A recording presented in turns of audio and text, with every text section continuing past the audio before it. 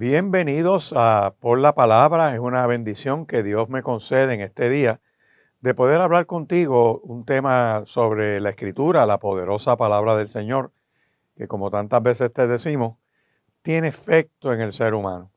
Y que en un día como hoy vamos a trabajar el tema de apreciando el Nuevo Testamento. Hace un tiempito atrás hablábamos del Antiguo Testamento, hoy vamos a hablar del Nuevo Testamento y cómo ambos se conectan, interactúan y siendo la figura principal de toda la Biblia, desde Génesis hasta el libro de Revelación o Apocalipsis, nuestro Señor y Salvador Jesucristo. Y una de las cosas que llama la atención después de la resurrección de Cristo es que Él se le aparece a los discípulos en varias ocasiones. Y una de ellas está narrada en el Evangelio de Lucas, en el capítulo 24, que es cuando ellos están camino en Maús y Cristo, van dos discípulos en el camino y Cristo se les acerca. Y resulta interesante porque ellos estaban, por así decir, como confundidos, estaban tristes, estaban apesadumbrados porque Cristo había sido crucificado y ellos pues estaban, ¿verdad?, con el ánimo por el piso, como diríamos por ahí, y están caminando en ese camino en Maús, era tarde ya, y Cristo se les acerca y empieza a caminar con ellos, pero el texto dice que no los reconocieron.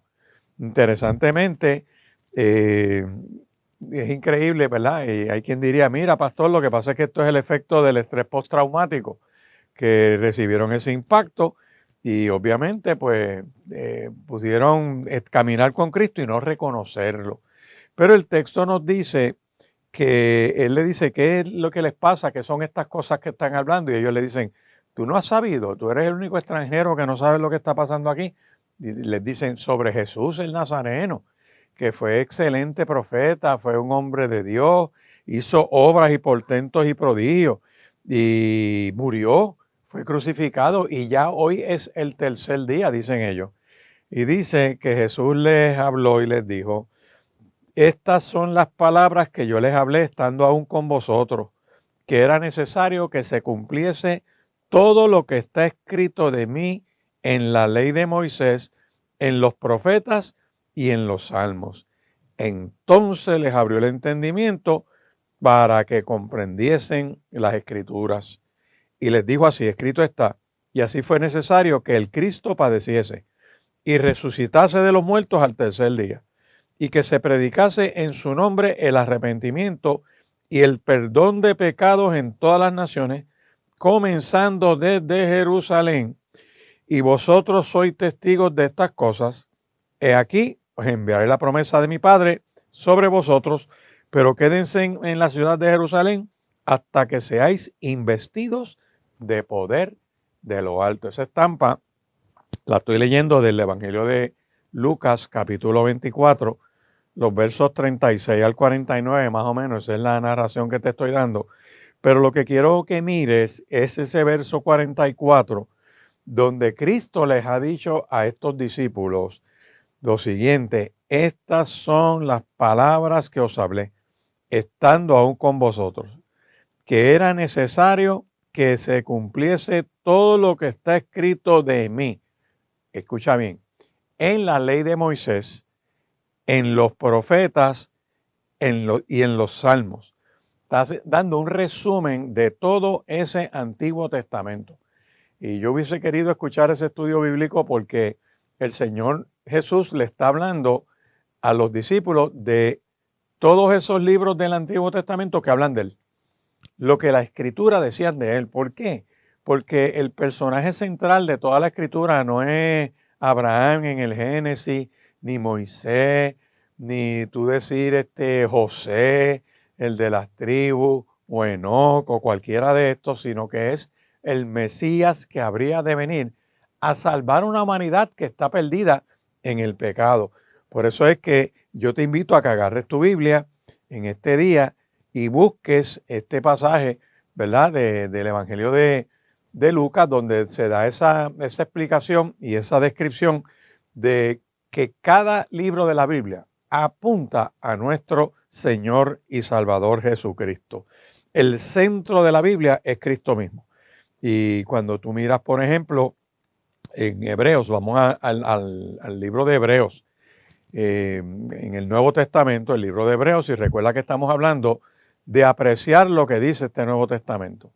Es el libro que plantea el cumplimiento de todas las profecías que se hablaron del Mesías que se iba a manifestar en carne en la humanidad, y que obviamente hay otras profecías que tienen que ver con su segunda venida o el regreso en gloria. Pero mira si Cristo es superior a los profetas, que en Hebreos capítulo 1, versos del 1 al 3 dice así: Dios, habiendo hablado muchas veces y de muchas maneras, en otro tiempo a los padres por los profetas, en estos postreros días nos ha hablado por el Hijo, a quien constituyó heredero de todo, y por quien asimismo hizo el universo, el cual, siendo el resplandor de su gloria y la imagen misma de su sustancia, y quien sustenta todas las cosas con la palabra de su poder, habiendo efectuado la purificación de nuestros pecados por medio de sí mismo, se sentó a la diestra de la majestad en las alturas, hecho superior a los ángeles, cuanto heredó más excelente nombre que ellos. De entrada podemos mirar que Cristo es superior a los profetas. Los profetas, Dios les habló, los inspiró, el Espíritu Santo vino sobre ellos y les dio una revelación de ese propósito divino. Y los profetas lo que eran, precisamente eran mensajeros que llevan el mensaje de aquel que los envía, en este caso Dios mismo. Y tú ves que la función profética no es para adivinar cosas como algunas personas creen y se pasan buscando, ¿verdad? Profetas que le digan cosas. El profeta lo que hace es que da una palabra para exhortar, consolar y edificar. Eso no lo digo yo, eso lo dice la epístola a los Corintios, que dice que ese es el deber profético, esa es la manifestación profética. Y si vas a Primera de Corintios, si no me equivoco, es el capítulo 14, por ahí más o menos, verso 3 dice: pero el que profetiza habla a los hombres para edificar, exhortar y consolar. Ese es el propósito de la profecía. No es estar anunciando juicios y catástrofes, como llaman por ahí en las discusiones políticas, le dicen: mira, estos profetas del desastre. Pues esos no son profetas. Pero el verdadero profeta de Dios, el que viene enviado por Dios, habla a la gente para edificar, en otras palabras, que lleven su vida correctamente, como Dios dice. Encima de eso, además de edificar, es exhortar a ser fieles a Dios, a obedecer su palabra, a establecer ese alineamiento de la voluntad del ser humano en línea con la voluntad de Dios. Y lo tercero que hace el profeta es consolar, trae una palabra de esperanza, de aunque las cosas puedan estar difíciles, por fuerte que esté la situación, el plan de Dios se va a dar sobre tu vida. Y yo te invito a que no te rindas, a que tú estés fundamentado sobre la roca que es Cristo Jesús. Pero quiero que mires que, por ejemplo, tú tienes en el Islam, y tengo que mencionarlo porque eso se ha puesto de moda, hay jóvenes metiéndose en esa secta diabólica sin saber cuál es el pronóstico de lo que les va a pasar en el escatón, en la eternidad, conforme a la Biblia. ¿Y qué traen? Pues cuando tú miras, por ejemplo, el Islam tiene 5 personas que ellos consideran los profetas grandes de la humanidad, y ellos arrancan con Noé. Después de Noé tienen a Abraham. Después de Abraham ellos tienen a Moisés. Después de Moisés ellos mencionan a Cristo como profeta, no como Dios encarnado. Y ellos dicen que el último profeta, y es el más pervertido de ellos, se llama Mahoma.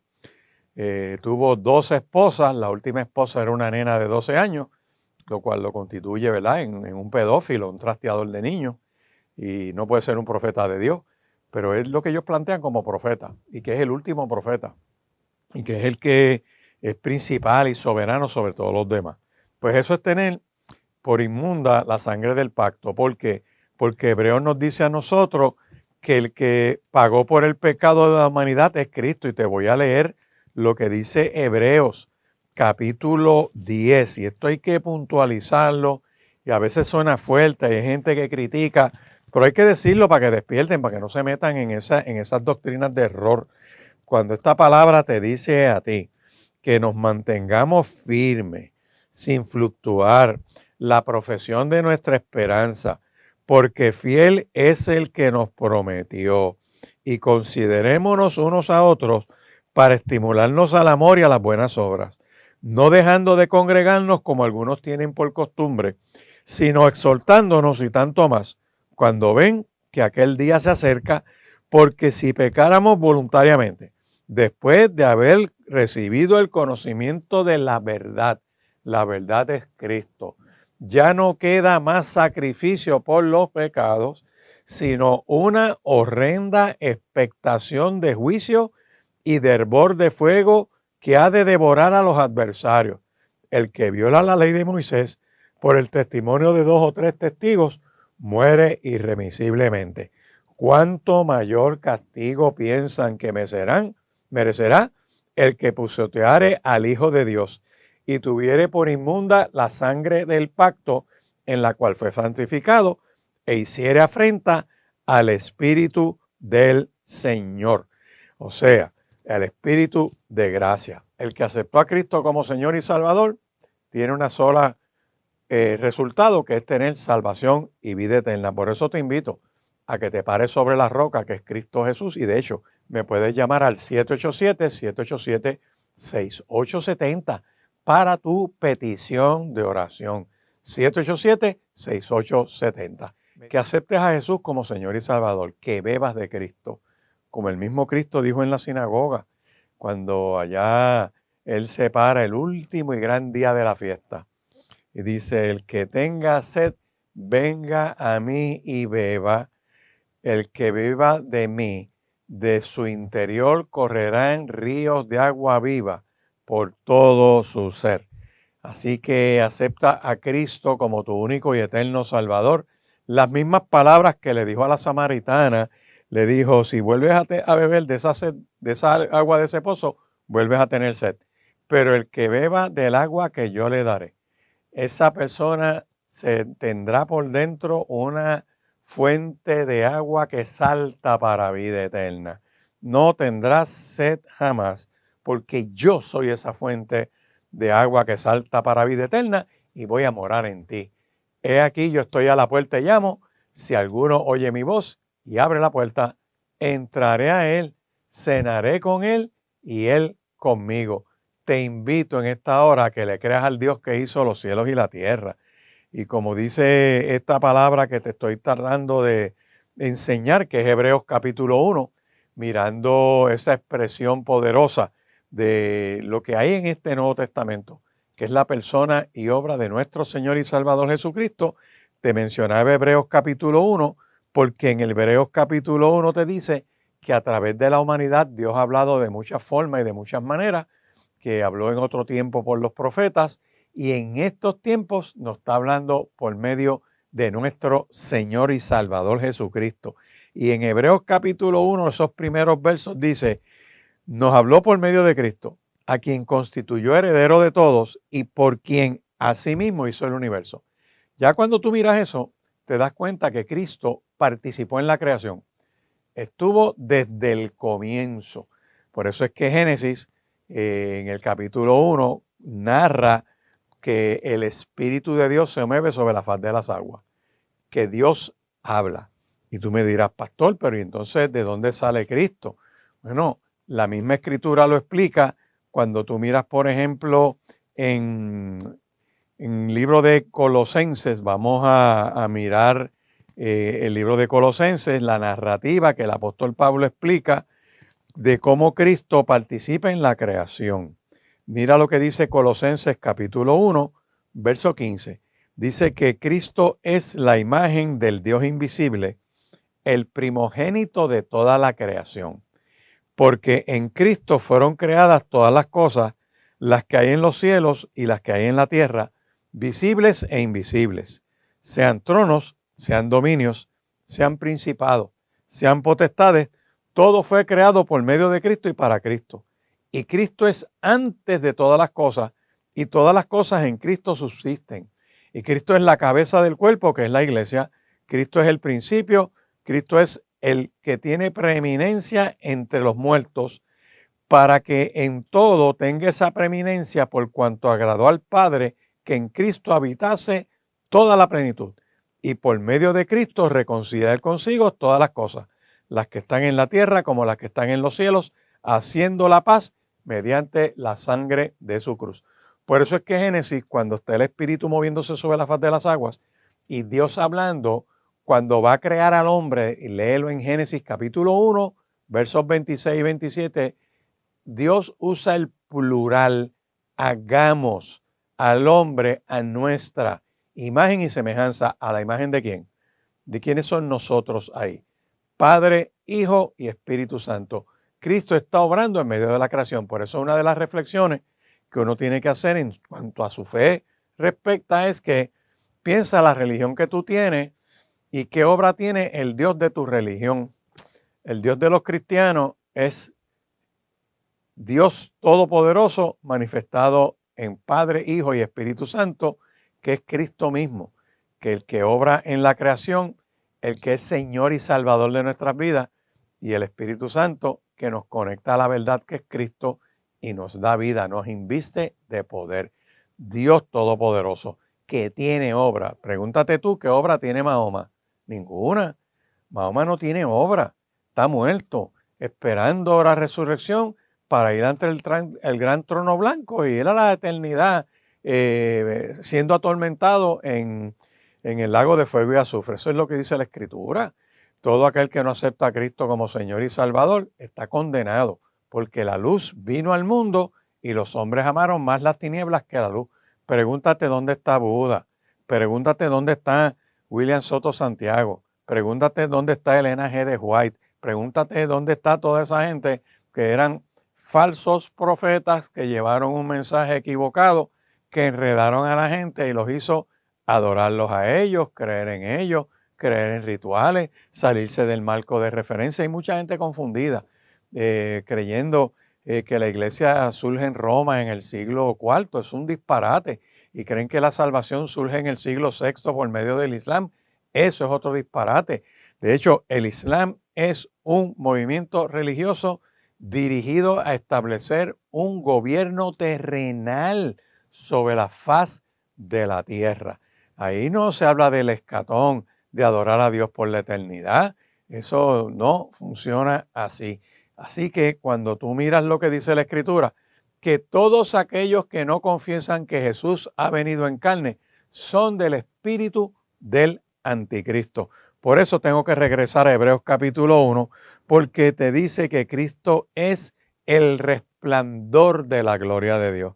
Cristo es la imagen misma de la sustancia de Dios. Cristo sustenta todas las cosas con la palabra de su poder. Cristo nos limpió a nosotros de pecado por medio de su mismo sacrificio en la cruz del Calvario.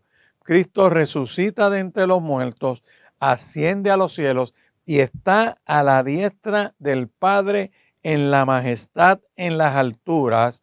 Y dice esta Escritura, hecho superior a los ángeles, cuanto heredó más excelente nombre que ellos.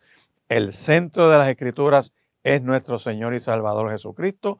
Todos los libros hablan de Él.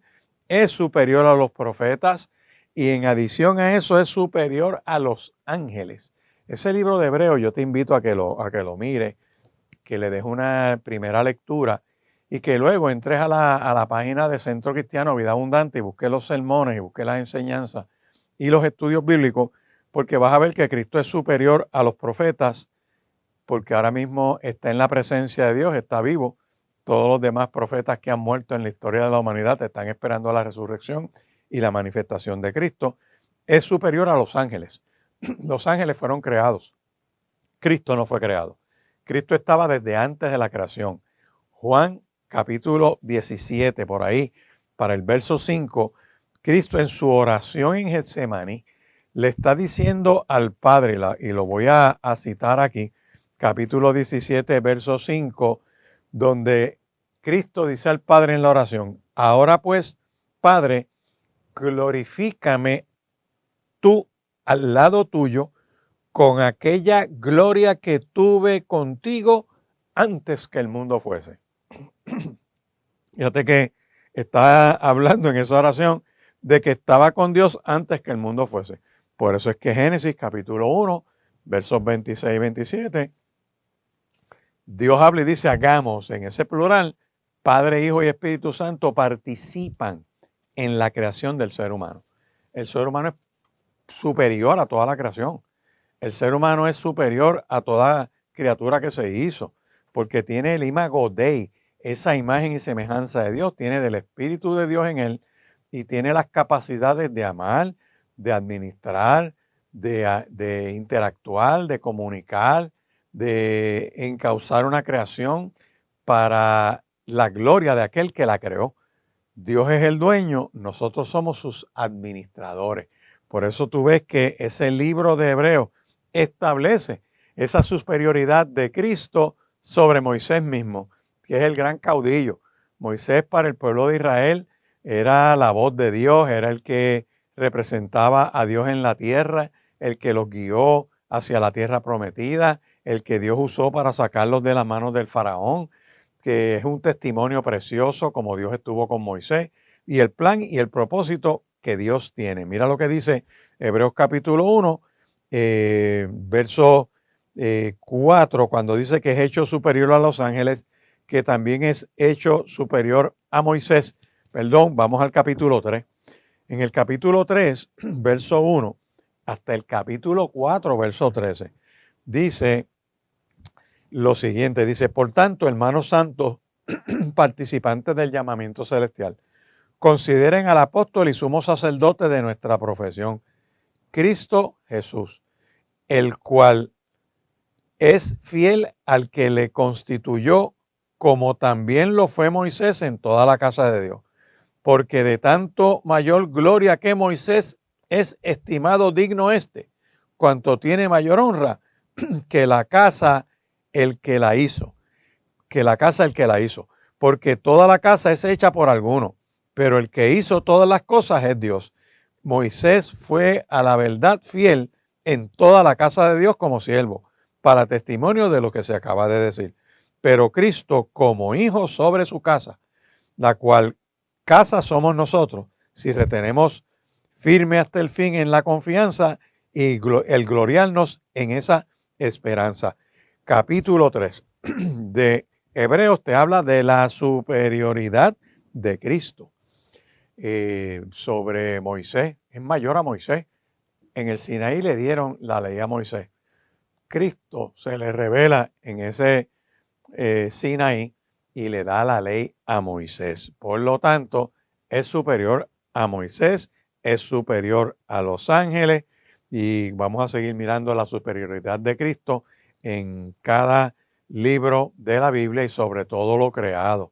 Por eso es que todo fue creado por medio de Él y para Él, y yo te invito a que lo recibas como tu Señor y tu Salvador, a que lo aceptes y le digas, Señor Jesús, te pido que entres a mi vida, te pido que seas el Señor de mi vida y que guíes mi mente y mi corazón. Te invito a que entres a la página de YouTube y de Spotify y pongas Programa por la Palabra para que veas toda esta enseñanza y puedas dar repaso mirando la Biblia de todos estos temas que estamos tocando para que los aprendas bien y los disfrutes y tu vida sea edificada con esta palabra del Señor. También me puedes llamar al 787-6870 para tu petición de oración, porque ese es el número de teléfono en el Centro Cristiano Vida Abundante, en la carretera 168, esquina calle 1, en Riverview, Bayamón. Seguimos en esta apreciación del Nuevo Testamento, mirando la Escritura, asomándonos a la persona o personaje central de toda la Escritura, que es nuestro Señor y Salvador Jesucristo, mirándolo en una panorámica de los textos. Y te he llevado al libro de Hebreos para que mires la superioridad de Cristo sobre los profetas, sobre los ángeles, sobre el mismo Moisés, ¿verdad? Y cuando tú miras esa revelación que Dios le da a Moisés para sacar al pueblo de Egipto, darle la ley en el Sinaí, llevarlos a través de un proceso en el desierto y guiarlos hasta la tierra prometida. Es un prototipo del ministerio de Cristo que vino a la humanidad, pagó el precio del pecado en la cruz del Calvario, no porque hubiese pecado, sino que llevando una vida recta y perfecta, es lo que se conoce como el Cordero de Dios, que su sacrificio quita el pecado del mundo y que su resurrección de entre los muertos garantiza la resurrección de todo aquel que en él cree. Y toda persona que cree en Cristo no se pierde y tiene vida eterna. Y todos aquellos que hemos recibido a Jesús como nuestro Señor y nuestro Salvador, la Biblia dice que somos hechos hijos de Dios. Nos da filiación, nos conecta a la familia de Dios por medio de su obra redentora.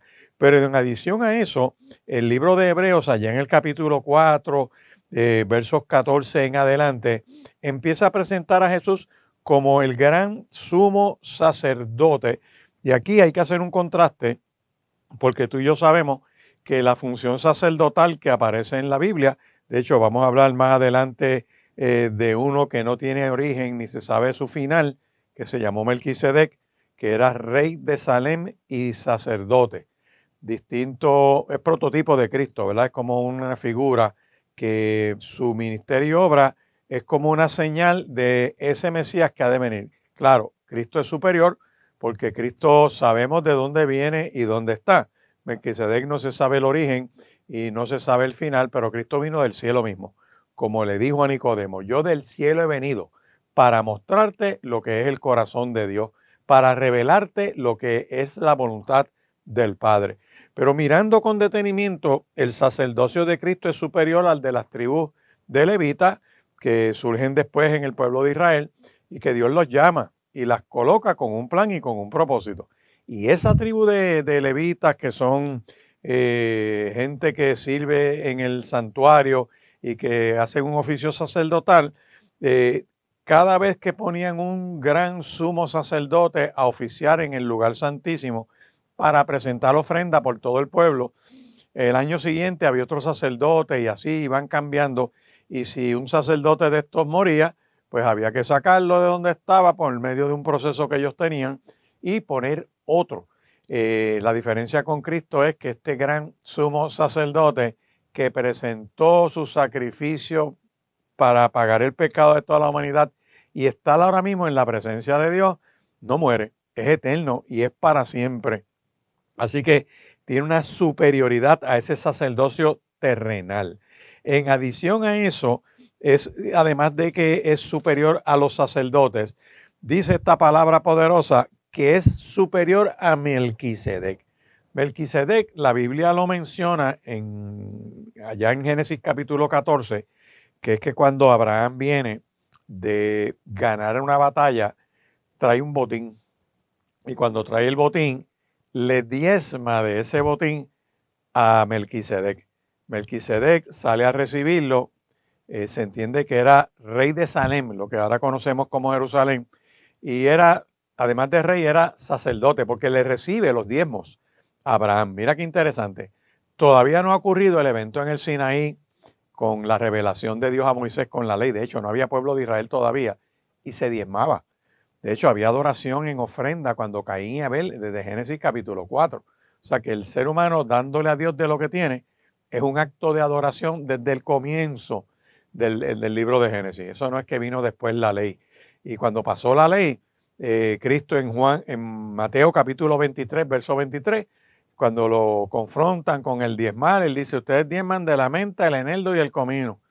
Dice, pero dejan lo más importante, que es obedecer la ley de Dios. Y les dice, esto era necesario hacerlo sin dejar de hacer lo otro. Como quien dice, el diezmar no es que se eliminó, como dicen algunos disparateros por ahí. Diezmar no es otra cosa que un acto de adoración a Dios con lo que nosotros tenemos. Si tú no ofrendas a Dios, tú no puedes dar a Dios, tú tienes un problema de codicia, tienes un problema de avaricia y necesitas ser libertado por el poder de Dios. Y eso se liberta ofrendando y diezmando. Pero traigo esto para trabajar la figura de Melquisedec, que nadie sabe de dónde vino, Génesis no lo dice, pero fue nombrado sacerdote y fue nombrado rey en Salem. Y Abraham lo reconoce y ese acto valida el sacerdocio de Melquisedec, pero también valida la obra de adoración que hizo Abraham.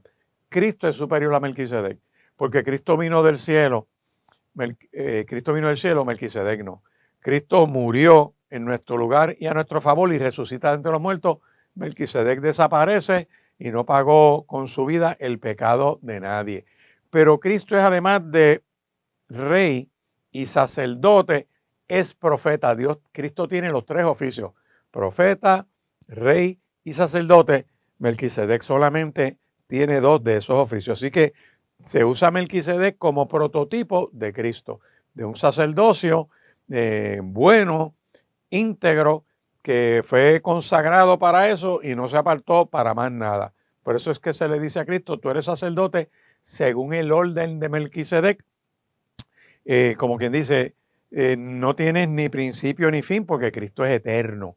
Cristo es desde antes de la creación. Recuerden lo que leímos ahorita del Evangelio de Juan, capítulo 17 y verso 17, cuando Cristo oraba y le decía al Padre: concédeme estar en tu misma gloria como estuvimos antes de la fundación del mundo.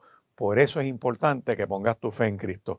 Por eso es importante que sepas quién es Jesús de Nazaret, que su sacerdocio es superior al de los levitas, su pacto es superior a cualquier otro pacto. La Biblia en Hebreos capítulo 8, hablando de Cristo, y estoy mencionando Nuevo Testamento puro, dice vaya conmigo al capítulo 8 de Hebreos, dice lo siguiente, miren. Ahora bien, el punto principal de lo que hemos venido diciendo es que tenemos tal sumo sacerdote, el cual se sentó a la diestra del trono de la majestad en los cielos, ministro del santuario y de aquel verdadero tabernáculo que levantó el Señor y no el hombre, porque todo sumo sacerdote está constituido para presentar ofrendas y sacrificios, por lo cual es necesario que también éste tenga algo que ofrecer. El sacerdote terrenal presentaba ofrenda por sí mismo porque había pecado. Cristo no pecó. Cristo es la ofrenda misma por el pecado de toda la humanidad. Así que si estuviese sobre la tierra, ni siquiera sería sacerdote, habiendo aún sacerdotes que presentan las ofrendas según la ley, los cuales sirven a lo que es figura y sombra de las cosas celestiales, como se le advirtió a Moisés cuando iba a erigir el tabernáculo. Y le dijeron: mira, haz todas las cosas conforme al modelo que se te ha mostrado en el monte, porque Dios le presenta un modelo en el monte para que él lo construya en el desierto, y es un anticipo en eso que es terrenal y pasajero. Es como una muestra o por así decir, un modelo que modela el eterno. Es que el de la tierra es pasajero. Esa ofrenda cubría una vez al año los pecados del pueblo y había que estar repitiéndolo. El del Cristo que es en el cielo, dice, tenemos ese tabernáculo hecho en los cielos, hecho por Dios y no por el hombre. El de la tierra lo hizo Moisés siguiendo las indicaciones de Dios, pero aquel lo hizo Dios mismo. Los sacerdotes de la tierra son pasajeros, aquel es eterno. Estos mueren y tienen que esperar la resurrección. Cristo murió y resucitó de entre los muertos y está oficiando ahora mismo delante del Padre. Estos hicieron una función terrenal pasajera. Este está eternamente y para siempre en esa presencia de Dios. Por eso es que la palabra habla de Jesús como camino, como verdad y como vida. El mismo Cristo dijo de sí mismo. Busca lo que todo fundador de religión ha dicho de sí mismo y compáralo con lo que Cristo dijo. Cristo dijo: yo soy el camino, soy la verdad y soy la vida. Cristo dijo: yo soy la resurrección y la vida. El que cree en mí, aunque esté muerto, vivirá. Y todo aquel que vive y cree en mí, no morirá eternamente. Y lo probó, porque no solamente resucitó a su amigo Lázaro, no solamente resucitó al hijo de la viuda de Naín, o sea, sino que en su resurrección, dice Mateo capítulo 27, que luego de su resurrección habían unas tumbas abiertas en Jerusalén, luego de un terremoto, y resucitó a un grupito que caminó por las calles de Jerusalén, mostrando el poder de la resurrección. Volvieron a morir porque están esperando el regreso de Cristo en las nubes del cielo. Tesalonicenses lo dijo. Juan capítulo 14, Cristo mismo lo dice: me voy a preparar lugar para vosotros, para que donde yo estoy, ustedes también estén. Y Felipe le dice, no sabemos para dónde tú vas, ¿cómo vamos a saber el camino? Y ahí él le dice, es que yo soy el camino, la verdad y la vida. Cuando dice en esa primera parte de Juan capítulo 14, voy a preparar lugar para vosotros y vendré y os tomaré para que ustedes estén donde yo estoy. Cristo regresa en gloria. Ahí tú tienes la superioridad de Cristo sobre cualquier otro profeta, sacerdote. El santuario es superior al santuario terrenal. Así que es un mejor pacto, es mediador de un mejor pacto, porque aquel dependía de los oficios anuales de los profetas y no garantizaba vida eterna, pero este sí. Dice aquí la explicación. Pero ahora Cristo es que tanto mejor ministerio es el suyo, porque es mediador de un mejor pacto establecido sobre mejores promesas.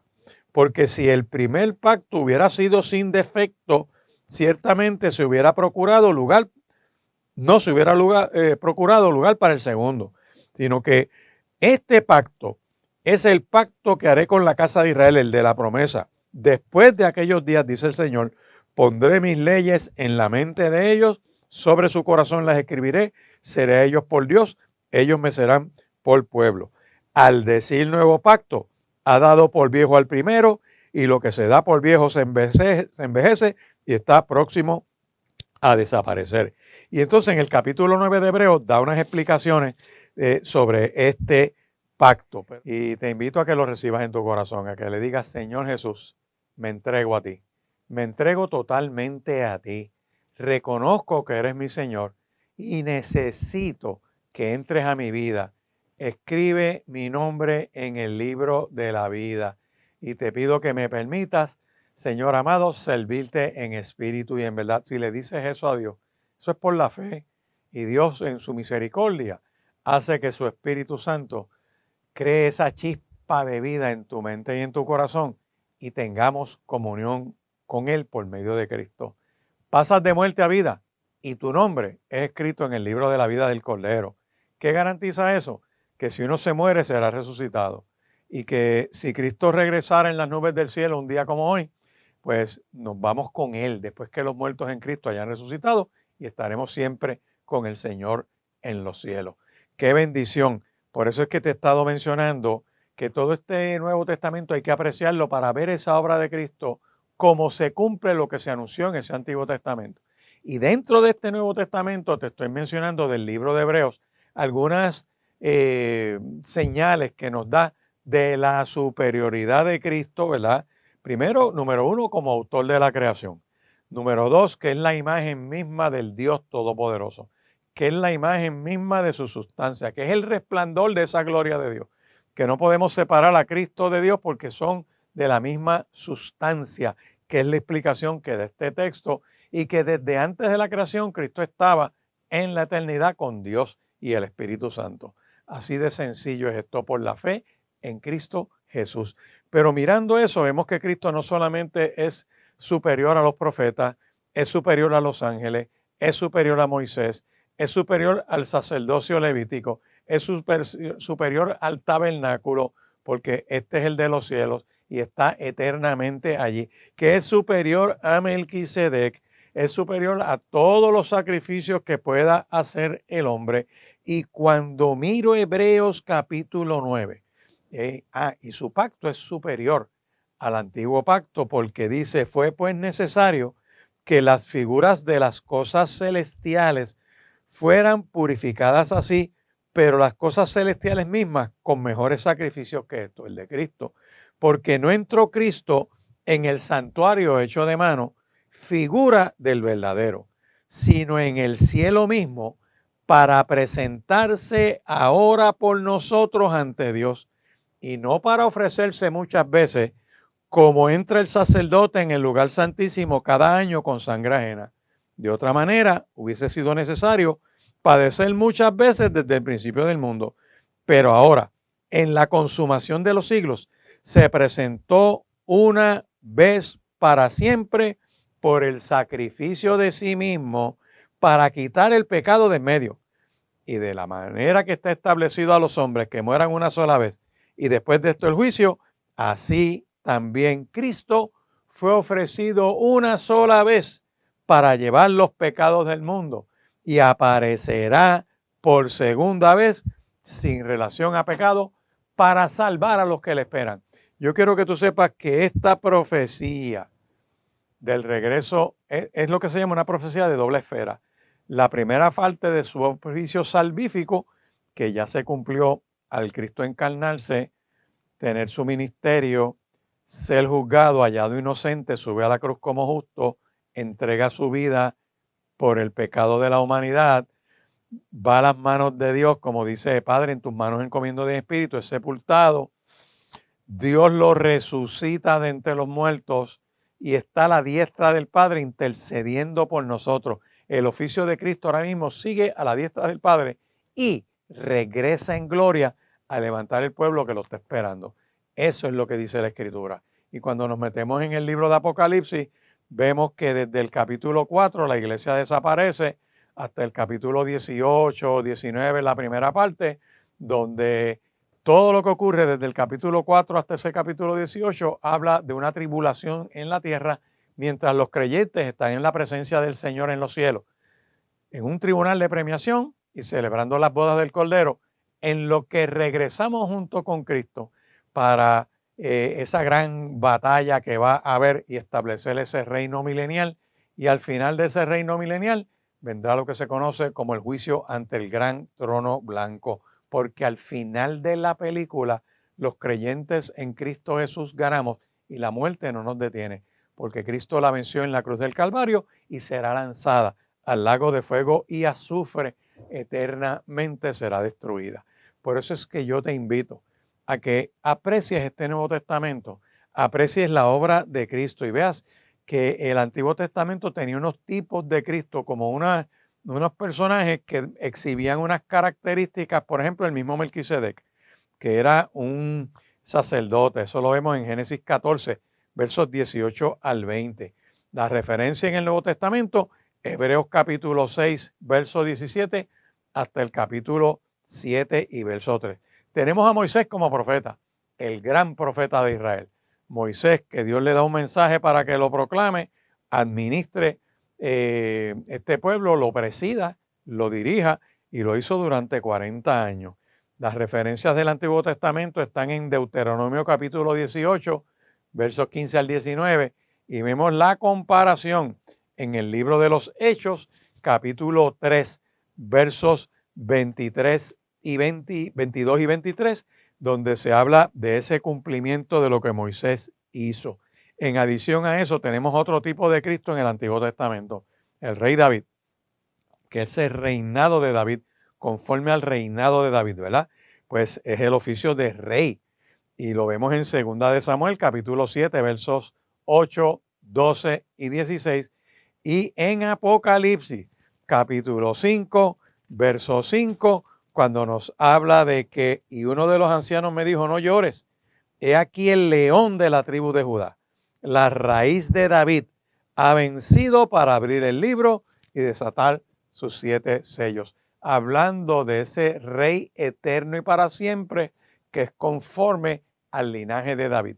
Por eso es que cuando usted va al libro de Mateo, capítulo 1, verso 1, y sigue después los otros versos, habla de la genealogía de Cristo, pero comienza esa narrativa de Mateo capítulo 1, verso 1, y yo le estoy enseñando a la iglesia que ahí se cerró el canon de todo el Antiguo Testamento, porque es la encarnación. Libro de la genealogía de Jesucristo, y aquí viene el resumen. Hijo de David, hijo de Abraham. Hijo de Abraham porque es la simiente anunciada en Génesis capítulo 3, verso 15, que vendrá encarnado porque ese segundo Adán es el que le va a dar para atrás a toda la destrucción que hizo Adán al caer. Mató espíritu, alma y cuerpo. Cristo vino para darnos vida en el espíritu, alma y cuerpo, darnos vida eterna, que podamos disfrutar del árbol de la vida en la nueva creación. Eso es lo que dice la Escritura. Y hijo de David, ¿por qué? Porque habla de ese reinado eterno y para siempre de ese linaje de David, porque por eso es que la Biblia lo llama Rey de Reyes y Señor de Señores. También hay 2 prototipos, como el león de la tribu de Judá, mencionado en Génesis capítulo 49, versos 8 al 10, que también se menciona en Apocalipsis 5:5, que es el Rey de Gloria, y también se le conoce como el Cordero Pascual, que está en Éxodo capítulo 12, versos 21 al 24, mencionado en Apocalipsis capítulo 5, versos 6 y el verso 12. Cristo es el Cordero de Dios que quita el pecado del mundo. Así lo dijo Juan el Bautista cuando está en Juan capítulo 1, en los bautismos, que lo va a llegar al Jordán y dice, he ahí el Cordero de Dios. No dijo, ahí está mi primo Jesús, dijo, he ahí el Cordero de Dios que quita el pecado del mundo. Te exhorto a que entres a la página de YouTube o de Spotify, pongas Programa por la Palabra y entres a mirar todos los programas que hemos grabado, todas las enseñanzas que tienes ahí. También puedes llamar por teléfono al Centro Cristiano Vida Abundante al 787-787-6870 para tu petición de oración o venir a visitarnos. Estamos en la carretera 168, esquina calle 1, Riverview, Bayamón, al lado del Cementerio Nacional, frente al Cementerio Portacueli, todos los domingos de 9 a 10 y 30 de la mañana en la primera reunión. La segunda reunión la tenemos de 11 y 20 a 1. Para ambos estás invitado. Danos el privilegio de poder recibirte y saludarte personalmente para que nos gocemos juntos adorando al Señor. Siempre te invitamos a que busques tu Biblia, la abras y tomes tus notas en alguna libreta o si quieres grabar y después transcribirlo para visitar con calma los textos que te menciono y que los reflexiones, que de esa manera juntos aprendemos a disfrutar de la Biblia, a recibir las enseñanzas que tiene, a cómo impacta nuestra vida, recordando siempre que la fe es por el oír y el oír de la palabra de Dios. Y muchas personas que nos escriben, nos llaman, nos mandan textos, ya sea por Facebook o por YouTube o en Spotify, que sintonizan por la palabra, nos han hecho saber de cómo tienen, por así decir, tienen la bendición de crecer en la fe, crecer en lo que es ese propósito divino. Y por eso es importante que sigas lo que te estamos diciendo para que lo disfrutes. No te estamos pidiendo que te hagas religioso ni nada de eso, sino que reflexiones para mejorar o crecer o desarrollar la fe en Dios, el Dios Todopoderoso que hizo los cielos y la tierra. Y cuando yo miro la palabra del Señor, me doy cuenta que este Nuevo Testamento es lo que se llama la segunda parte de la Biblia cristiana. Se divide en Antiguo Testamento, que es desde la narrativa de la creación, esa historia hermosa de cómo Dios escoge un pueblo para llevar un mensaje y cómo lo separa para eso y cómo ese pueblo desobedece y va cautivo a un lugar y Dios lo liberta y levanta un caudillo como Moisés y cómo después le da una ley, los lleva a una tierra prometida que todavía en el siglo XXI estamos viendo las consecuencias de todo ese issue. Todo gira en torno a Jerusalén, todo gira en torno a Israel, todo gira en torno al cumplimiento de las profecías que están por cumplirse y ya unas que se cumplieron, que te dan garantía de las que van a cumplir. Y cómo dentro de ese pueblo Dios levanta un linaje y dentro de ese linaje, cuando tú miras la genealogía de Cristo, te vas a dar cuenta, como Cristo le dijo a la samaritana, la salvación, disculpen, viene de los judíos. Y Cristo fue el que nos dio libertad y vida eterna. Y cómo padeció por nosotros, cómo Dios lo resucita de entre los muertos, cómo está a la diestra del Padre. Todo eso se cumple en el Nuevo Testamento y faltan cosas por cumplirse. Antiguo Testamento anunció unos eventos que van a venir y señala un Mesías. Nuevo Testamento nos habla del cumplimiento de esas promesas de Dios. Y está centrado el Nuevo Testamento en la encarnación, está hablando de la vida, enseñanzas, la muerte y resurrección de Jesucristo. Y lo otro que tiene ese Nuevo Testamento es los primeros años de la iglesia cristiana. Y es bueno leer el libro de Hechos, mirar las epístolas del apóstol Pablo. Mírenlo ahí, narra la historia de Jesús y su impacto en el mundo, incluyendo sus milagros, sus enseñanzas, incluyendo la crucifixión de Cristo. Miren qué cosa más tremenda. En adición a la crucifixión, habla de la resurrección, además de los relatos de los apóstoles y de las misiones. para que usted entienda la importancia de mirar el libro de los Hechos, que ahí hay mucha historia, usted se va a dar cuenta que la iglesia no nace en Roma. Eso no es bíblico, eso es un embuste, eso es un engaño, eso no es cierto. La iglesia no se origina en Roma, la iglesia se origina en Jerusalén. De hecho, cuando Cristo asciende a los cielos, le da un mandato a los discípulos: vayan y prediquen este evangelio a todas las naciones, comenzando desde Jerusalén, después Judea, Samaria y hasta lo último de la tierra. Después es que ocurre lo de Roma, pero antes de eso es Jerusalén, la madriguera. La iglesia madre era en Jerusalén, no en Roma. En adición a eso, cuando tú entras al libro de Apocalipsis en el siglo I, todavía no se ha fusionado el imperio de Roma con el Papa, que surge como un líder religioso que se fusiona con la iglesia de Roma en el siglo IV, finales del siglo IV. Es en el siglo I. Mira Apocalipsis, mira las iglesias que hay en Apocalipsis. En Asia estaba la iglesia de Éfeso, la iglesia de Esmirna, la iglesia de Pérgamo, la iglesia de Tiatira, la iglesia de Sardis, la iglesia de Filadelfia, la iglesia de la Odisea. 7 iglesias de Asia, las cuales recibieron un mensaje, las cartas o las epístolas que se dispararon a esas iglesias, señalándole los errores y aplaudiéndole las cosas buenas que tenían. Y lo que es la conducta y la ética que Dios espera de la iglesia. Entonces había iglesia antes en todos estos lugares y todavía no estaba mencionado aquí Roma como algo central o algo de impacto.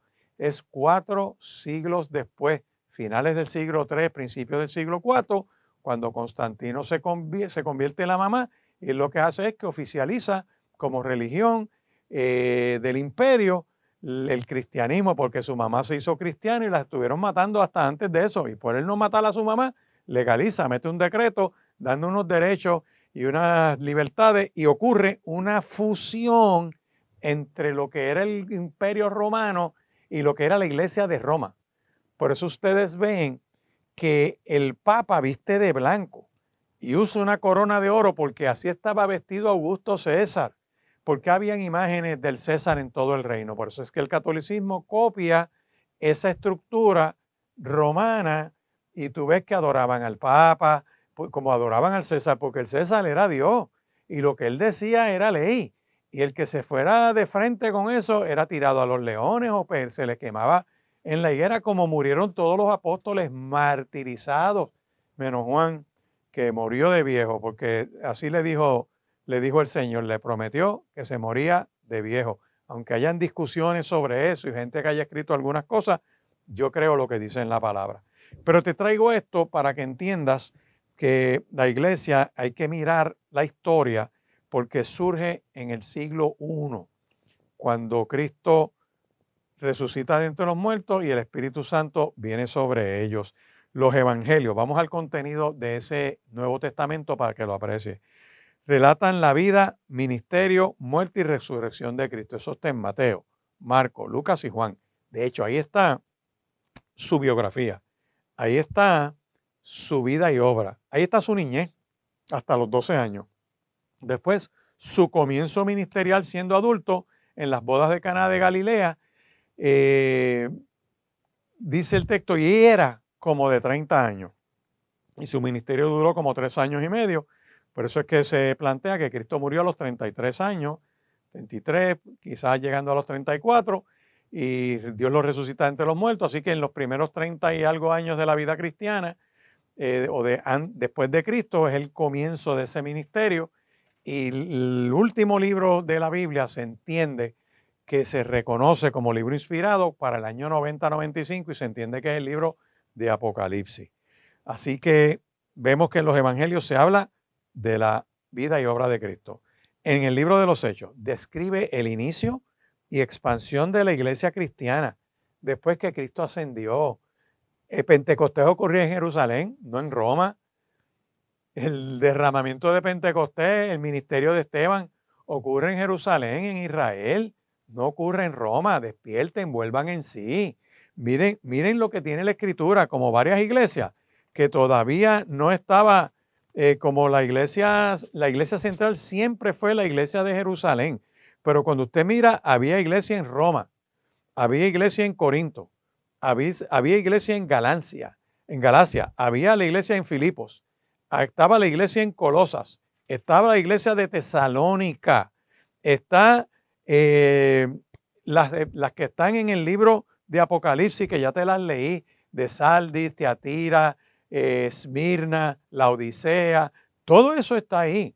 Filadelfia, había muchas regadas por todo el imperio y por todo el mundo conocido. Toda Asia fue evangelizada, sectores de todo ese mundo fue evangelizado. Así que lean la historia, la iglesia surgió en Jerusalén, no sean engañados con falsa doctrina. Las epístolas y las cartas por los apóstoles, principalmente el apóstol Pablo, van dirigidas a las diferentes comunidades cristianas, abarcando temas de lo que es la doctrina o el estilo de vida, ¿verdad? Cuestiones éticas y cuestiones prácticas de lo que debe ser la vida cristiana y cómo mantener ese testimonio. Después miramos la revelación profética del libro de Apocalipsis, porque ahí le hablan a Juan, que está en la isla de Patmos, lo suben a los cielos, le dicen, sube acá, y lo trepan, y le dan una visión de lo que va a ocurrir en el escatón, lo que va a ocurrir cuando la iglesia sea levantada, y lo que va a ocurrir cuando están los juicios sobre la tierra, está la iglesia en los cielos, y después otras cosas que van a venir ocurriendo. Apocalipsis es un libro profético que describe las visiones y símbolos sobre el fin de los tiempos y la victoria principal del bien sobre el mal. Al final de la película, nosotros ganamos, y el enfoque de ese Nuevo Testamento se centra en Jesucristo como el Mesías prometido, como el Hijo de Dios, y en la salvación que se ofrece a través del sacrificio de Cristo en la cruz del Calvario, como dijo el mismo Cristo en Juan, para que todo aquel que en él crea no se pierda, mas tenga vida eterna. En resumen, el Nuevo Testamento es un resumen de la obra redentora, por así decir, de Jesucristo y de la formación de la iglesia cristiana, ofreciendo una guía y esperanza para los creyentes en su camino. El cristianismo es el que plantea que Dios se hace hombre para rescatar una humanidad que está perdida en el pecado. Seguimos mirando la persona y obra de Jesucristo recogida en lo que se conoce como el Nuevo Testamento, que es exquisito, es rico en narración de la vida y obra de Cristo. De hecho, hay mucho que se ha escrito sobre la persona de Cristo, y hay un autor muy bueno, se llama Simon Greenleaf. Yo recomiendo ese libro, es bien viejo. Ese libro tiene más de 100 años, yo creo, casi 100 años. Simon Greenleaf fue decano de la Escuela de Leyes de Harvard y era profesor de evidencia. Y como jurista al fin, pues se acercó al Nuevo Testamento, miró los evangelios, y él tomó los 4 evangelios como el expediente del juicio de Cristo. Y analiza los 4 evangelios y hace una tabla comparativa de lo que dice Mateo, lo que dice Marcos, lo que dice Lucas y lo que dice Juan. Cuántos pasajes se narran en esos 4 evangelios, y en esa tabla pone, por ejemplo, si estamos hablando de la Cena del Señor, pues si aparecen los 4 evangelios, pone los 4 textos y menciona las variaciones que puedan haber. Y es interesantísimo, porque un profesor de evidencia, una eminencia en la ley de evidencia en Estados Unidos, mira la narración del juicio de Cristo en los 4 evangelios. Y, por ejemplo, cosas que tú ves en Mateo, que va dirigido a los judíos, porque es a la comunidad judía, por eso empieza con esa genealogía. El libro de Marcos, que exalta el poder de Dios. El libro de Lucas, que cuando tú miras el libro de Lucas en los evangelios, ese libro hay que repasarlo y leerlo varias veces, porque el autor, inspirado por el Espíritu Santo, dice lo siguiente en Lucas. Mire cómo dice este autor. Él dice, mira, dice, puesto que ya muchos han tratado de poner en orden la historia de las cosas que entre nosotros han sido ciertísimas. Gente se sentó a escribir. Dice, tal como nos los enseñaron los que desde el principio lo vieron con sus ojos y fueron ministros de la palabra. Me ha parecido a mí también, después de haber investigado con diligencia todas las cosas desde su origen, escribírtelas por orden, oh excelentísimo Teófilo, para que conozcas bien la verdad de las cosas en las cuales has sido instruido. Lucas, cuando está escribiendo esto, le dice a Teófilo, mira, este evangelio que yo te voy a escribir es producto de una investigación que yo hice. ¿Por qué razón? Porque hemos aprendido la historia de aquellos que caminaron con él y han tratado algunos de escribir eso que les han enseñado, pero eso mismo yo lo tomo y lo investigo y trato de ponerlo en cierto orden para enseñártelo a ti. Y por eso es que tú ves que se anuncia el nacimiento de Juan al profeta Zacarías estando en el templo, porque él estaba casado con Elizabeth y Dios se le revela y le dice, tu mujer que es bien mayor va a salir preñada porque el hijo de ustedes es el precursor del Mesías. ¡Bum! Eso es un detalle que no está en los otros evangelios, porque Lucas se encargó de buscar la información para armar en orden los eventos que ocurrieron, porque esto es un evento que ocurrió, cómo el ángel se le revela en el templo, cómo Zacarías se queda ahí mudo hasta que nació su hijo y entonces puede hablar. Era el precursor de Cristo, era Juan el Bautista, así fue. Juan comenzó diciendo, yo vengo a hablarles del Mesías que viene detrás de mí, cuyo calzado yo no soy digno de llevar, y ese es más poderoso que yo. Y el nacimiento de Juan el Bautista fue profetizado siglos antes, porque una de las señales del Mesías es que viene uno antes que él a limpiar el camino, presentando el mensaje del Mesías que viene detrás. Juan dice, ese que viene detrás de mí, cuyo calzado yo no soy digno de llevar, ese es más poderoso que yo. Yo te bautizo en agua para arrepentimiento, pero ese bautiza con Espíritu Santo y fuego. Ese es el que decide quién entra y quién no entra al cielo. Tú puedes recibir mi mensaje y te conectas con Cristo, pero tú aceptas a Cristo como Señor y Salvador y pasas de muerte a vida y tienes vida eterna. Por eso es que entonces él pone, después anuncian el nacimiento de Jesús por medio de un ángel a María antes de salir embarazada. Después se habla de la visita de María a Elizabeth. Después se habla del nacimiento de Juan el Bautista. Se habla de la profecía de Zacarías en el templo. Y se habla después del nacimiento de Jesús, la presentación de Jesús en el templo, Jesús en Nazaret, Jesús presentado a los sacerdotes en el templo, a los rabinos en la sinagoga, porque desde los 12 años en adelante, fíjate que es a los 12 años, que es lo último que se conoce de Cristo estando en el templo, antes del comienzo de su ministerio. Es que lo que te muestran es que Cristo cumplió el ritual del niño judío.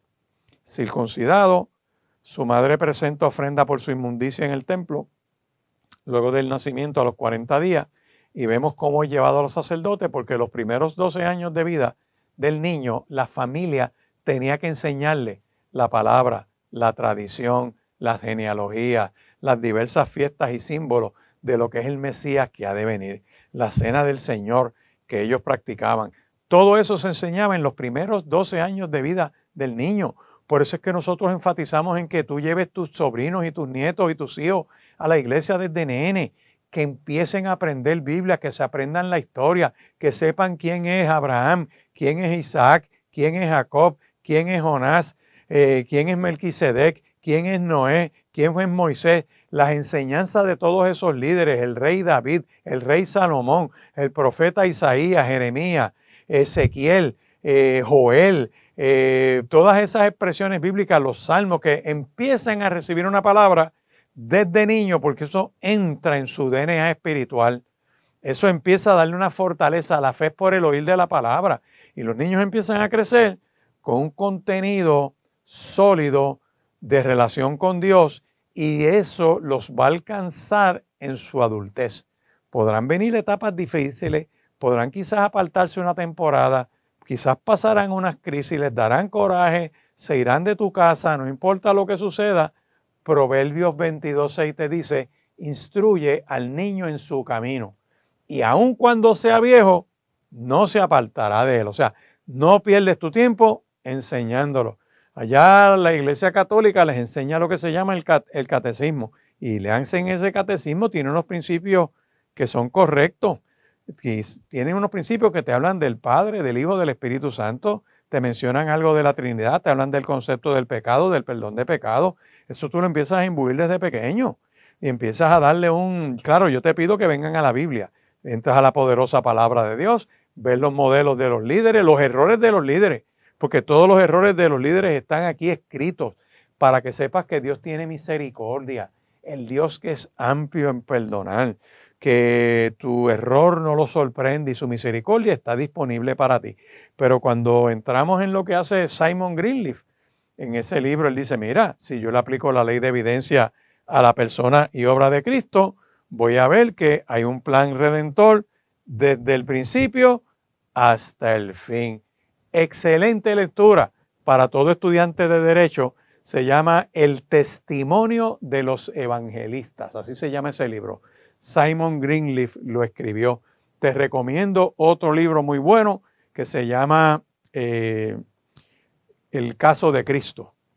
Lo escribe un periodista que es abogado, donde él toma los evangelios también. Es un caso interesantísimo porque su esposa se convierte a Cristo y él ve que ella se convierte y él le dice, chica, te están engañando, te están cogiendo de boba, no te metas en la religión, y empieza con eso. Y ella le dice, no, esto es mi fe, y entonces tienen una discusión y él dice, yo te voy a probar que tú estás mal. Y él agarra la Biblia como periodista y como abogado que es y empieza a estudiarla y empieza a buscar fuentes de información interesantísimas, y en ese proceso de estudiarlo se encuentra con el mismo Cristo que Pablo se encontró camino a Damasco, con el santo por siempre, que oíste en la reflexión musical de este segmento. Y por eso yo te quiero invitar a que tú entres a la página de YouTube o de Spotify, entras ahí, pones Programa por la Palabra, te suscribes y vas a ver toda esta enseñanza, las bases bíblicas que te estoy dando, para que tengas un encuentro con Él, para que puedas repasar esta programación, para que te goces escuchando la misma y que también nos llame. Puedes llamar al 787-6870. Ese es el teléfono en el Centro Cristiano Vida Abundante, que estamos en la carretera 168, esquina calle 1, en la esquinita del Cementerio Nacional, frente al Cementerio Portacueli, que todos los domingos estamos desde las 9 de la mañana hasta las 10:30 en la primera reunión, que hay una segunda reunión a las 11:20 que termina a la 1, y que todos los martes de las 7:30 de la noche tenemos estudio de la palabra. Miércoles en la mañana tenemos también grupos de oración para aquellas personas que se les hace difícil guiar de noche, vengan de día desde las 9 a orar. Y yo te invito en el nombre del Señor a que pidas oración, a que no te rindas, a que llames al 787-6870 y digas, pastor, quiero que oren por mí, necesito esa bendición. Seguimos hablando del Nuevo Testamento, de apreciarlo, de que vayas perdiendo el miedo a la palabra, personas que tienen temor de agarrar la Biblia y leerla, de cómo empezar a leerla. Pues estamos en ese análisis, estamos en esa reflexión, y hoy en este programa estamos trabajando lo que es el Nuevo Testamento, que nos revela a Cristo como el Salvador prometido al mundo. Es Señor de señores, es Rey de reyes, participó en la creación, estaba desde la eternidad con Dios y regresa en gloria a levantar un pueblo. Es la palabra de esperanza, es aquel que vino al mundo a darle salvación y vida eterna. Aquel que cuando tú lo recibes como tu Señor y tu Salvador, tienes vida eterna. El Dios que se te revela por medio de Cristo, por la obra del Espíritu Santo, para que abras tu corazón y recibas liberación, paz, la paz que sobrepasa todo entendimiento. Y hemos estado mirando que este Nuevo Testamento se compone de 29 libros que llamamos nosotros. Están los 4 evangelios, que son Mateo, Marcos, Lucas y Juan, que los eventos en estos 4 evangelios te vas a dar cuenta que tienen que ver con el nacimiento de Cristo, la encarnación que ocurre, su bautismo, su ministerio, su muerte, su resurrección, su ascensión a los cielos. Que el personaje central es Jesús, nuestro Señor y nuestro Salvador. Que algunos entienden que eso recoge un término desde el año 1 hasta el año 30 más o menos, o 33 de la era cristiana. Otros comentaristas dicen que es el año 4 hasta el 29. Después tenemos el libro que es bien histórico, que es el libro de lo que se conoce como Hechos de los Apóstoles, que también se le atribuye al que redactó el libro de Lucas o Lucas mismo, que él pone en orden la serie de eventos que ocurrieron sobre el ministerio de Cristo. Y fíjate cómo dice Hechos capítulo 1, que él mismo dice, en el primer tratado, oh Teófilo, hablé acerca de todas las cosas que Jesús comenzó a hacer y enseñar hasta el día en que fue recibido arriba, o sea, hasta el día de la ascensión, después de haber dado mandamientos por el Espíritu Santo a los apóstoles que había escogido, a quienes también, después de haber padecido, se presentó vivo con muchas pruebas indubitables, apareciéndoseles durante 40 días y hablándoles acerca del reino de Dios. Y estando juntos, les mandó que no se fueran de Jerusalén, sino que esperasen la promesa del Espíritu del Padre, la cual les dijo, oísteis de mí. Porque ciertamente Juan bautizó con agua, mas vosotros seréis bautizados con el Espíritu Santo dentro de no muchos días. Hechos capítulo 1, versos del 1 al 5. Mira todo lo que hay ahí. Te está diciendo que en el libro de Lucas, él le escribe a Teófilo y le dice, te estoy hablando de la persona y obra de Cristo. Cómo Jesús comenzó a hacer y enseñar. Lee la historia. Todo fue en Samaria, Jerusalén, Judea, en esa área. Cristo no salió de ahí. Digo, antes de, ¿verdad? Cuando nació, que se lo llevan a Egipto porque Herodes lo quería matar. Y por eso es que los padres, Dios se les revela en sueño a José, dice, recoge, vete a huir porque viene Herodes a matarlo. Y tienen que levantarse, se van a Egipto, de hecho fue refugiado, fue extranjero en tierra de Egipto. Y luego que mueren aquellos que deseaban matar a Cristo, se les revela otra vez en sueño y se pueden regresar. Por eso es que los profetas dicen en una de las señales, de Egipto traje a mi ungido. Está hablando de que iba a ser refugiado en otra nación. Y con eso lo dejo ahí porque no quiero trabajar el tema de la inmigración, pero todos, de hecho, somos inmigrantes, estamos de paso sobre la faz de esta tierra porque la ciudadanía del creyente está en los cielos, desde donde ha de manifestarse nuestro Señor y Salvador Jesucristo. Si sigues leyendo Hechos capítulo 1, versos del 1 al 5, te vas a dar cuenta de todo ese ministerio de Cristo que dio un mandato a la iglesia por medio del Espíritu Santo, habló de la gente que él escogió, que se presentó vivo, resucitado durante 40 días y les habló acerca del reino de Dios y les mandó que no se fuesen de Jerusalén hasta recibir el Espíritu Santo. La manifestación del Espíritu Santo se derramó en Jerusalén, no en Roma. La manifestación del Espíritu Santo se derramó sobre la iglesia, sobre los 120 en Jerusalén, no en Sardis, ni en Tiatira, ni en Laodicea, ni en Corinto, ni en Éfeso. Jerusalén fue el comienzo de todo.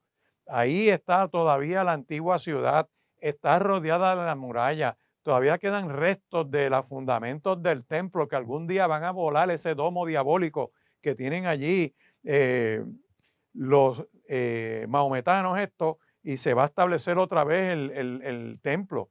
Todo eso está pronosticado, está profetizado, va a ocurrir de un momento a otro. El mundo será estremecido. Léete Hechos capítulo 1 y te dice algo más. Te dice que no se fuesen de Jerusalén hasta que viniera la promesa, porque Cristo es el que dio ese mandato.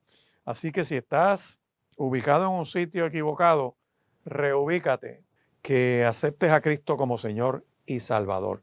Así que el libro de los Hechos es un libro de historia desde el comienzo de la iglesia en Pentecostés y cómo se expande esa iglesia, que en el primer culto se convierte en 3,000, en el segundo culto 5,000, se desata una persecución, matan a Esteban, la iglesia jala a correr menos los apóstoles, que se quedan en Jerusalén. Y entraban y salían por el área y seguían dando enseñanza, pero la iglesia se expande y llega hasta Asia. Por eso es que hay 7 iglesias en Asia. Por eso hay una expresión de Capadocia, de Panfilia y de otros lugares. La iglesia se siguió regando. En Hechos capítulo 7 finales se ve la muerte de Esteban. Los hermanos salen corriendo en el capítulo 8 y el capítulo 11 del libro de los Hechos te dice que los que habían sido esparcidos a causa de la persecución que hubo con motivo de Esteban pasaron hasta Fenicia, Chipre y Antioquía. O sea, gracias a esa persecución tienen que salir de Jerusalén. Y según iban a Judea, Samaria y hasta lo último de la tierra, iban proclamando la palabra de Dios. Pero después en ese Nuevo Testamento vas a ver que desde la epístola a los romanos, esto es poderoso, y te voy a leer unas cuantas que hay aquí. La epístola a Romanos, después del libro de los Hechos, que es de historia básicamente de eventos que ocurrieron y cómo Dios se manifestó con poder, el libro de Romanos, que es a la iglesia que está en Roma, el apóstol Pablo llega como preso, como confinado, y desde allí elabora esta carta que es bien, bien importante, y de hecho esta carta es rica en expresiones legales. Todo abogado se debe leer la epístola a los romanos, porque es un libro de derecho básicamente que hace una aplicación de la relación con Dios, de la justificación en Cristo. En el libro de Romanos estamos justificados en Cristo. Ese fundamento del cumplimiento de la ley por medio de Cristo, para que todo aquel que en Él cree tenga vida eterna. Esto es central. Por eso es que Romanos dice, mira, dice, por cuanto todos pecamos, hemos pecado, bueno, desde el verso 21, pero ahora, aparte de la ley, se ha manifestado la justicia de Dios, testificada por la ley y por los profetas. Está hablando del Antiguo Testamento. La justicia de Dios por medio de la fe en Jesucristo, para todos los que creen en Él, porque no hay diferencia, por cuanto todos pecaron y están destituidos de la gloria de Dios. Pero esos que pecaron y estamos destituidos de la gloria de Dios, somos justificados gratis por su gracia, mediante la redención que es en Cristo Jesús, a quien Dios puso como propiciación, como el pago completo por medio de su sangre derramada en la cruz del Calvario, para manifestar la justicia de Dios que es Cristo, a causa de haber pasado por alto en su paciencia los pecados, con mira de manifestar en este tiempo su justicia, a fin de que Él sea el justo y el que justifica al que es de la fe en Cristo Jesús. Al yo creer en Cristo como mi Señor y mi Salvador, la justicia de Dios, que es Cristo mismo, se me aplica a mí. Es como si se me untara. Y cuando se prenden las lámparas de la ley, decía Bunyan, y me alumbran para Dios mirarme, lo que Dios ve es que estoy cubierto por la sangre de Cristo y me ve limpio de todo pecado. Porque Cristo perdonó mi pecado y el tuyo también. Tú y yo no podemos hacer nada. No hay ritual, no hay proceso que nos limpie espiritualmente de pecado. Ya eso Cristo lo hizo en la cruz, expuso las potestades, revocó el decreto de muerte, la sentencia que tenía el diablo en sus manos para ejecución y reclamarla. La obra de Cristo nos sacó de la casa de empeño del diablo para darnos a nosotros vida eterna. Por eso es que yo me gozo en estas manifestaciones de lo que es toda esta palabra poderosa dándome esperanza. Y el libro de Romanos te lo dice así bien fácil. Mira, concluimos pues que el hombre es justificado por la fe en Cristo sin las obras de la ley. Sencillito, acepta a Cristo en esta hora. Regresa en gloria. De hecho, te invito a que entres a lo que es YouTube o Spotify. Ahí tenemos que puedes suscribirte, pones programa por la palabra y te registras, te pones como seguidor ahí y vas a entrar y vas a ver toda la información de todas estas series que estamos hablando, la serie de la oración, la serie de la palabra que estamos trabajando, el mensaje que contiene la Biblia, tantos otros temas que hemos cubierto. Hubo una serie de Apocalipsis a principio. Todo eso puedes entrar ahí y la tienes accesible para que te edifique y te goces. También puedes llamarme al 787-787-6870 para tu petición de oración. Quiero invitarte a que repases lo que te estoy diciendo, a que mires esa Biblia, a que repases todas estas enseñanzas que nos da la Escritura. En el Nuevo Testamento te hablaba que el libro de Romanos estamos justificados en Cristo, que cuando tú miras el libro de Corintios estamos santificados en Cristo. Es la vida de santificación, el estilo de vida donde uno somete su voluntad a lo que Dios dice, hacer las cosas como Dios dice. Santidad no es otra cosa que vivir separados para Dios, que nuestra conducta demuestra que tenemos comunión con Él. Eso es estar santificado, no es que en uno no falla, no es vivir una santidad imposible que donde uno no suda ni apesta. Eso es de legalistas y de gente enferma emocionalmente. Es que el Dios que nos permite en nuestros errores acercarnos a Él, que nos da perdón, que su misericordia y su gracia nos cubre. En el libro de Gálatas estamos libres en Cristo. La libertad que hay en Cristo no es otra que obedecerlo. Cuando tú obedeces a Dios, tú eres libre de verdad. En la epístola de Efesios estamos unidos, la unidad del cuerpo de Cristo, la unidad de la iglesia, la unidad de la familia. Se trabaja en la epístola a Efesios. En Efesios estamos unidos en Cristo. En Filipenses, en la iglesia de Filipo, hay gozo en Cristo. El gozo, que es el producto de dos cosas. Mira qué cosa interesante. Obedecer la palabra te da justicia. Al tener justicia, que no es otra cosa que yo obedezco a Dios, mi justicia es Cristo, pero al obedecer a Dios tengo justicia, estoy justificado en mi conducta, el efecto de esa justicia es la paz. Eso lo dice Isaías capítulo 32, por ahí verso 17. Y tendréis paz. El efecto de la justicia es paz. Y cuando voy a Romanos, me dice que tenemos justicia, paz y gozo en el Espíritu Santo. Si hago las cosas bien, tengo justicia y el efecto de hacer las cosas bien es que tengo paz. Y cuando hago las cosas bien y tengo paz, tengo el gozo en el Espíritu Santo. Y el gozo no es una alegría sensorial de porque las cosas me salen bien. Es que en medio de la enfermedad puedo tener gozo. En medio de la crisis puedo tener gozo porque es el efecto de la comunión con Dios que me hace disfrutar su presencia y respectivo de todas las circunstancias. Cuando voy a Colosenses, estamos completos en Él. Colosenses es que me dice que mi fe en Cristo ya estoy completo en Él y no tengo que llevar una dieta, no tengo que llevar rituales, no tengo que buscar nada fuera de Cristo. Por eso esas iglesias y doctrinas que quieren mezclar la fe en Cristo con una dieta y la fe en Cristo con un ritual, todos esos son disparateros. Están negando el sacrificio de Cristo en la cruz del Calvario. No lo tienen como suficiente. Por eso es que Colosenses, Cristo es cabeza de la iglesia y estamos completos en Él. Por eso está la advertencia. Miren, que nadie los engañe por medio de filosofías y huecas sutilezas. Que nadie te persuada con un argumento para que te distraigas de Cristo y empezar a hacer rituales y cosas, que es una pérdida de tiempo.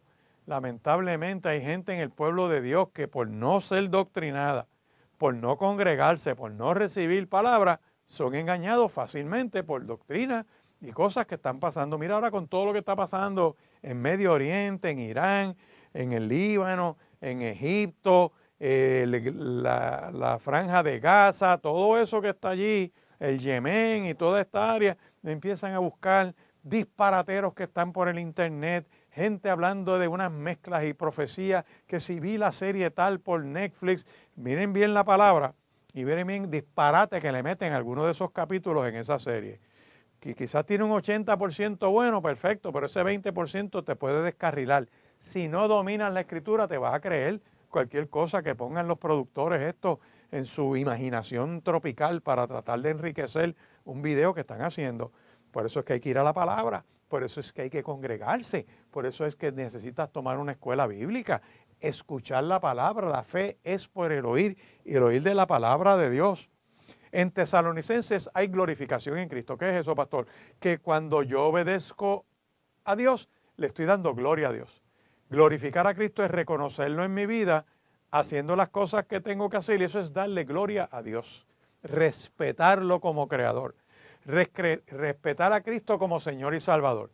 Y respetar al Espíritu Santo, porque al obedecer a Dios, no blasfemo contra el Espíritu, no apago el Espíritu, ni lo contristo o lo pongo triste. Y soy guiado por ese Espíritu de Dios. Cuando miro en Timoteo, la epístola a Timoteo es la enseñanza de Dios creador y que hay un mediador para que la criatura se conecte con el creador. Ese no es otro que Jesucristo. Primera de Timoteo capítulo 2 y verso 5. Tenemos un solo Dios y un solo mediador entre Dios y el hombre, Jesucristo hombre. Por eso es que en las enseñanzas de Cristo te lo dice. En la oración, por ejemplo, Padre nuestro nos enseña que Dios es Padre, que todo aquel que acepta a Cristo como Señor y Salvador es hijo de Dios. Si eres hijo, tienes derecho. También te disciplinan. Hebreos dice, Dios al que ama lo castiga y lo disciplina, para que coja vergüenza, para que anden en el orden de Dios, para que despierten, para que vuelvan en sí espiritualmente y regresemos al camino correcto. Fíjate todo lo que tenemos en esas epístolas. También tenemos en Tito. En Tito es nuestro Salvador. Es la experiencia donde en Tito le habla, ¿verdad? Los requisitos para ser un siervo, una sierva de Dios que pone la mano en el arado. En Tito es nuestro Salvador. En Filemón nos llama a perdonar. Filemón era un esclavo de Onésimo. Onésimo era un esclavo.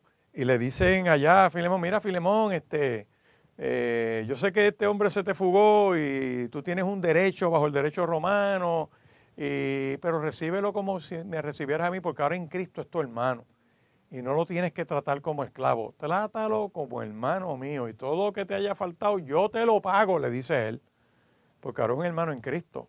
O sea, ese ejemplo de liberación en Cristo Jesús lo tienes en el libro de Filemón.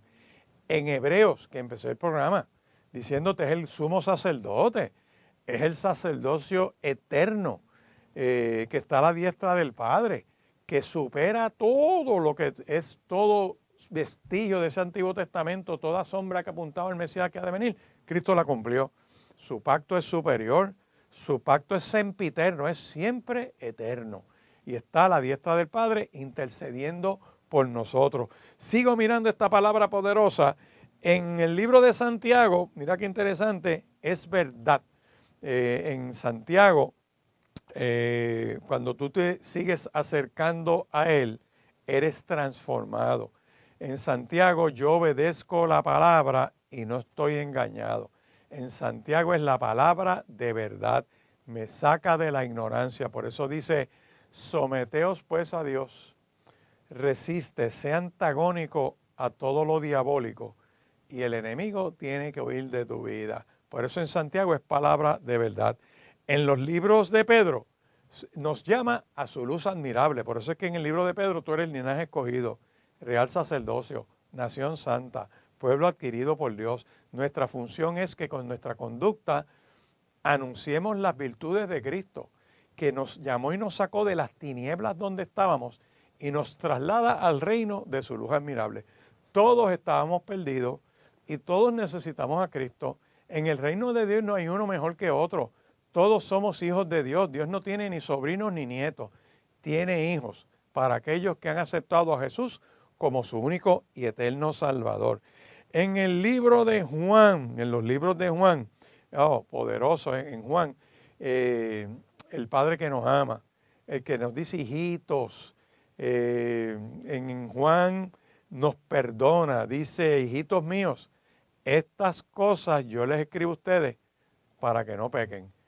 Pero si alguno hubiese pecado, abogado tenemos para con el Padre, a Jesucristo el justo, y Él es la propiciación por nuestros pecados, y no solamente los nuestros, sino por todos aquellos que crean en Él. Y fíjate que cuando dice hijitos míos, le escribe a la iglesia. Si alguien en la iglesia ha metido la pata, si algún creyente está en una temporada mala o difícil, abogado tenemos para con el Padre. Esa enseñanza está en el Evangelio de Juan, pero en Juan repásenlo también. Todo aquel que no confiesa que Dios ha venido en carne, en la persona y obra de Cristo, es del espíritu del anticristo. Por eso es que los ruselistas tienen problemas. Todos esos testigos de Jehová están descarrilados, necesitan aceptar a Cristo como Señor y Salvador. Empezaron bien porque eran una derivación de los adventistas. Se metieron en la profecía pronosticando fechas y pasando bochornos y vergüenza diciendo disparates. Y pueden regresar, pueden aceptar a Cristo como su Señor y su Salvador. De hecho, la Biblia del Watchtower Society, en Juan capítulo 3, verso 16, aparecen rayitas así, lo han borrado descaradamente. Apocalipsis dice que el que altere esa palabra, que el que cambie una jota o una tilde de esa escritura, le esperan las plagas que narra Apocalipsis. Sal de ahí ya en el nombre de Jesús. En Juan, Dios sale a tu encuentro por medio de Cristo para que reciba su perdón. En Judas es el poderoso. Vemos los juicios que han ocurrido a través de la humanidad, resumido en 3 juicios contra personas que se apartaron, como Balaán y Coré, pero tiene lo que le pasó a los ángeles caídos, a la gente en el desierto, tienes ahí lo que pasó a Sodoma y Gomorra, es el sumum bonum de los juicios de Dios.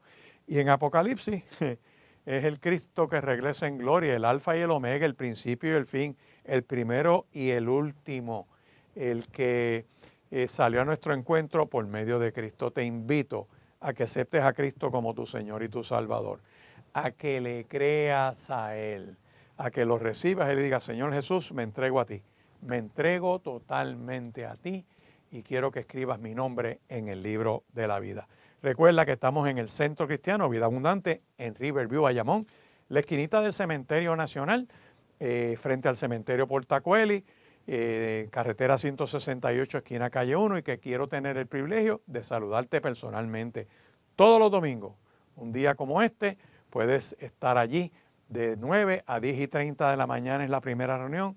La segunda reunión es de 11 y 20 a 1 de la tarde. También abrimos la iglesia del niño en ese segundo culto para que traigas tus hijos y reciban la poderosa palabra de Dios. Repito el número: 787-6870 para tu petición de oración.